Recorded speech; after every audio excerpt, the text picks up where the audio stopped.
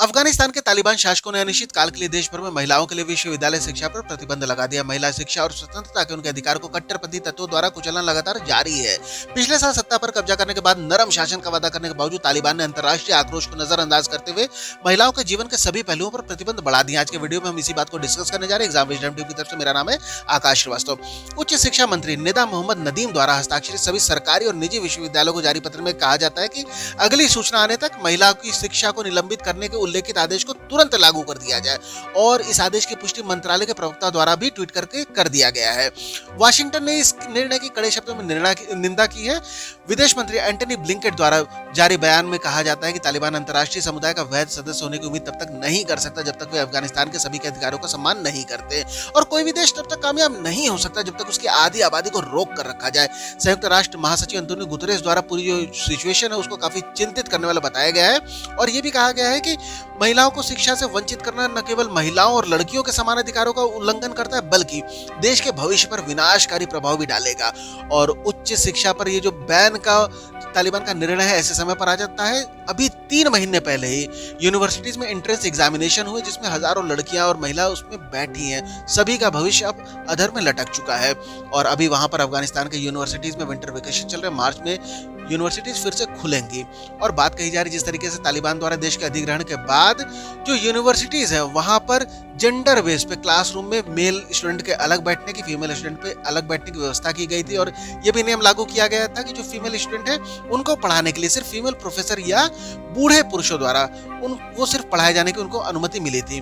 और देश भर में अधिकांश जो किशोर लड़कियां पहले से ही उनके माध्यमिक विद्यालय शिक्षा को प्रतिबंध कर दिया गया था और जिससे विश्वविद्यालय में प्रवेश गंभीर रूप से पहले ही सीमित हो चुका है। शिक्षा एक मौलिक मानव अधिकार है। महिलाओं की शिक्षा के लिए बंद दरवाजा अफगानिस्तान के भविष्य के लिए बंद दरवाजा है। तालिबान इस्लाम के एक रूढ़िवादी संस्करण का पालन करता है जिसमें आंदोलन के सर्वोच्च नेता हिबतुल्ला अखुंदजादा और अफगान मौलवियों की उनकी आंतरिक मंडली आधुनिक शिक्षा विशेष रूप से लड़कियों और महिलाओं के खिलाफ है। और एक काफी क्रूर यूटर्न माना गया था जब अफगानिस्तान ने मार्च में लड़कियों को माध्यमिक विद्यालय में लौटने से रोक दिया और यह निर्णय तब आता है जब अगले दिन विद्यालय को खुलना था और पहले ही माध्यमिक विद्यालय तक लड़कियों की पहुंच सीमित हो चुकी है और जो पहले से किसी तरीके से तालिबान के आने से पहले उनकी शिक्षा माध्यमिक तक पूरी हो चुकी थी वो अभी जो यूनिवर्सिटीज में पहुंची है उनकी भी शिक्षा को बैन कर दिया गया है। और कई अधिकारियों द्वारा इस पर जो रीजन दिया जा रहा है वो कहा जा रहा है कि अफगान में अभी फाइनेंशियल क्राइसिस चल रहा है। कुछ का ये कहना है कि जो पूरे पाठ्यक्रम है उसको इस्लामी तर्ज पर फिर से तैयार करने का है इसलिए ये बैन लगाया गया। हालांकि अगर ये रीजन होता तो बैन महिला और पुरुष दोनों की शिक्षा पर लगाया जाता। और प्रतिबंध के बाद से कई लड़कियों की शादी जल्दी कर दी जा रही है और उनके जो शादी हो रही है वो काफी बड़े उम्र के पुरुषों से भी करना काफी आम इस समय अफगानिस्तान में हो चुका है। और महिलाओं को कई सरकारी नौकरियों से भी बाहर कर दिया गया है। उनको घर में रहने के लिए मजबूर किया जा रहा है या नौकरियां दिए भी जा रही है तो वेतन भुगतान काफी कम मिल रहा है पुरुषों की अपेक्षा और उन बाहर निकलने पर भी एक तरीके से उन पर बैन लग गया है क्योंकि बिना किसी रिश्तेदार के वो यात्रा अब नहीं कर सकती हैं। और साथ ही साथ में अगर घर से बाहर वो निकल रही हैं तो नाखून से लेकर सर तक सब कुछ बिल्कुल कवर करके चलना होगा, बुर्का उनको पहनना होगा। और पब्लिक प्लेस पर भी उनका जाना नवंबर में बैन कर दिया गया। अब न वो पार्क जा सकती हैं, फन फेयर नहीं जा सकती, जिम नहीं जा सकती, पब्लिक बाथ नहीं ले सकती हैं।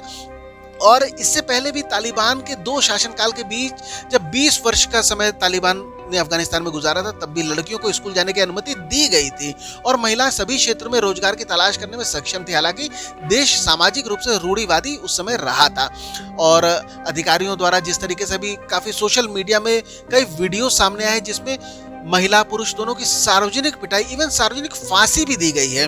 और ये इस बात की पुष्टि करता है कि अफगानिस्तान के तालिबान द्वारा इस्लामी शरिया कानून की जो चरम व्याख्या है उसको व्यवहारिक लागू कर दिया गया है।